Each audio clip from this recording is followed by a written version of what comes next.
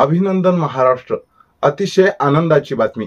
देशातील एकूण गुणवत्तेच्या 52.46% परकीय गुंतवणूक एकट्या महाराष्ट्रात। गेली 2 वर्ष सातत्याने परकीय गुंतवणूक आकर्षित करण्यात क्रमांक 1 वर असलेल्या आपल्या महाराष्ट्रात 2024-25 या आर्थिक वर्षाच्या पहिल्या तिमाहीत सुद्धा सर्वाधिक गुंतवणूक आली आहे। एप्रिल ते जून 2024 या पहिल्या तिमाहीत एकूण 70,795 कोटी रुपयांची गुंतवणूक आली आहे।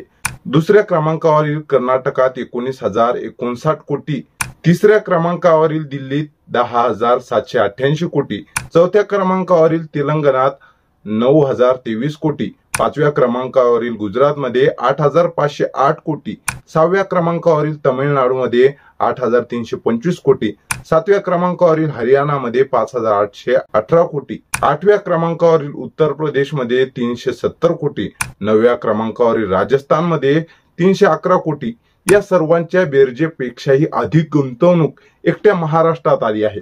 थोडक्यात सांगायचं तर या तिमाहीत देशात आलेली एकूण गुंतवणूक ही 1,34,959 कोटी रुपये इतकी असून त्यापैकी 70,795 कोटी अर्थात 52.46% एकट्या महाराष्ट्रात आली आहे।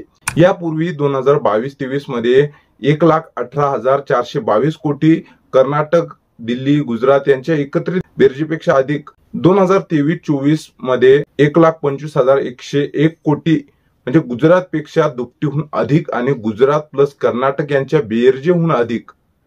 राज्यात 2014 ते 2019 या काळात सत्तेत असताना एकूण 3,62,161 कोटी रुपये परकीय गुंतवणूक महाराष्ट्रात आली होती। 2.5 वर्षात आम्ही 5 वर्षाचं काम करून दाखवू हे पहिल्याच दिवशी ठणकावून सांगितलं होतं। आता 2.25 वर्षात 3,14,318 कोटी रुपयांची गुंतवणूक आम्ही आणून दाखवली। दुसऱ्या तिमाहीत ही आकडेवारी अजून बाकी आहे। अशाच बातम्या पाहण्याकरता आमच्या YouTube चॅनलला सबस्क्राईब करायला विसरू नका। धन्यवाद।